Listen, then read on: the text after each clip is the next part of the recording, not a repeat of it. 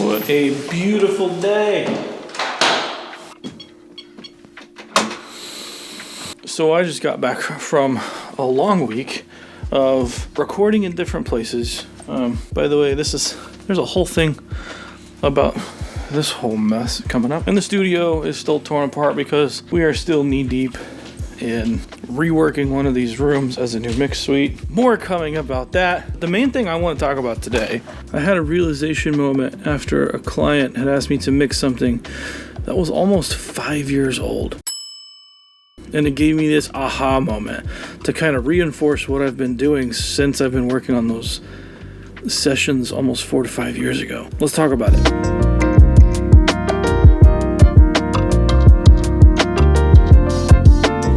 So working in the studio is fun. It's objectively cool. There's a whole lot of stuff you get to play with, but there's a few pieces to the puzzle that kind of muddy the waters.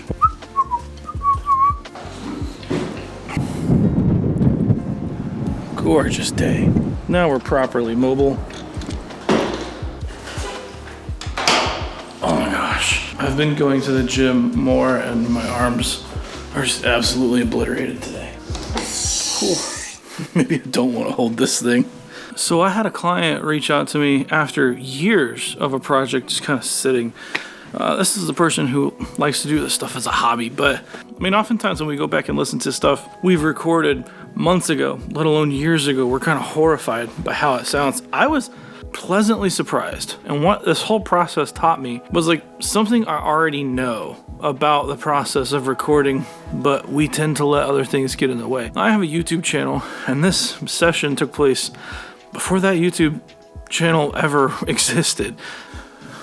Man, time goes by pretty quick. But the thing here, it's fun to talk about gear, and it's fun to talk about instruments and microphones and setting up lights and doing all the cool stuff. And that is all cherry on top. And that's stuff that, like, yes, it matters, as some of you have said on some of my other videos where I talk about things that aren't gear that matter in the studio. I mean, truth is, all of this matters, but it's really hard to speak to this side of what makes this stuff work. What I found was going back and listening to it, like I wasn't concerned with the mics I had on the drum set or how I was miking the guitar cabs. I had long since forgotten, and at that point I was not taking good notes. So, I mean, I could tell certain things weren't perfect, and maybe I would have done a few things different. But when I got in there and started mixing, it was so fast. The process was one of the easiest songs that I've mixed in a long time. And I sent it to the client and like no changes, freaking loved it.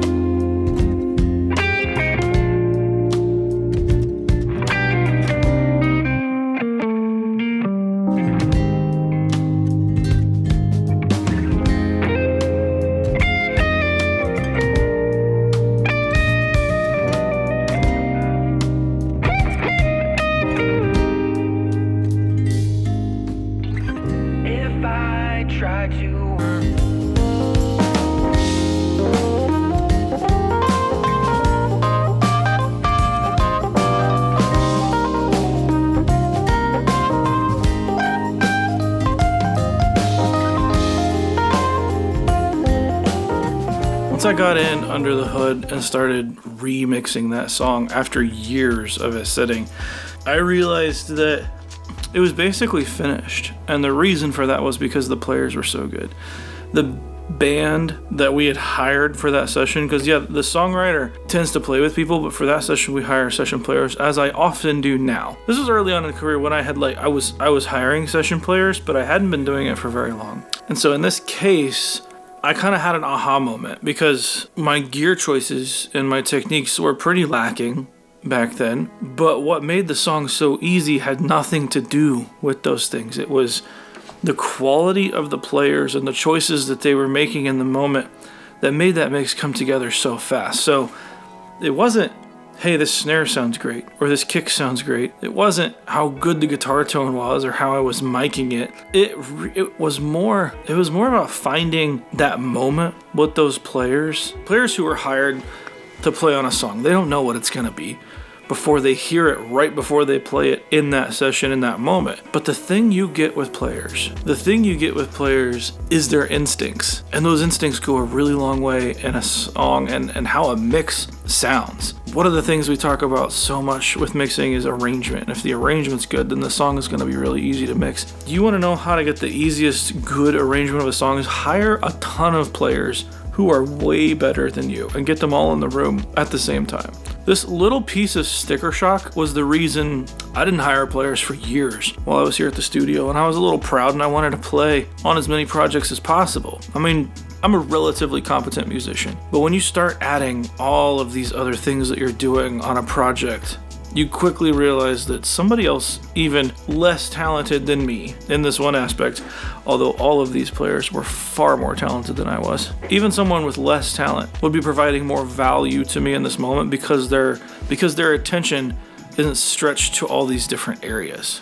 Bringing all of these crazy good players into one session seems really expensive. The reality of the situation, if I had taken on this session before, as I had most of my normal sessions, I would have had to charge more because it was going to take me exponentially longer to do this. When hiring 4 really good players, in that day, looking back through that session, we got 8 songs recorded. At least bare bones recorded, rhythm sessions, getting everything down besides coming back in for those final little overdubs and the vocal session itself. That's a lot of stuff to get done, especially afterwards where you may have to hire one player for a partial day to come back. That saves you so much money in the end. That's not what we're talking about though. During the mixing stage, this thing just fell together. Why? These are musicians who are listening and reacting to each other in the real time. Not to say that you can't do this one by one. And different sessions call for different things, right? You're not gonna do this type of thing on like a hyper pop record. The focus here is the attention and detail given to the arrangement side of this. Gear can be this big flashy thing that we talk about, or how to mic a speaker cab, when those things absolutely matter. They totally matter. Your choice of interface absolutely matters, not because of the subjective choice that one is better, but more about your workflow. What makes sense for you in that moment? What gear choices are going to make you more fluid? What keeps you in a flow state for a longer period of time? Having musicians to offload that side of your brain, and you still have to do a fair bit of work here. You still have to prep these sessions. You still have to give them charts that they can use in an effective way to get as much done for the session as possible. But the end of it, if you go down this road the right way, you have all of this content that would be otherwise hard to create by yourself. You saved your client money, and your mixing job at the end of this is a fraction of the difficulty it would have been. Now, the other piece of this that's a little hard to kind of nail down is like, how do you build a team like that? And if that's something that you guys want to talk about, and this kind of whole process idea is, 1, something you're interested in, and 2, something relatable enough for me to even continue talking about, then let me know. Because honestly, I kind of go back and forth on videos like this because it seems like those of you who are interested at least on the surface level. I don't know if there's enough people making records like I make them to talk about them.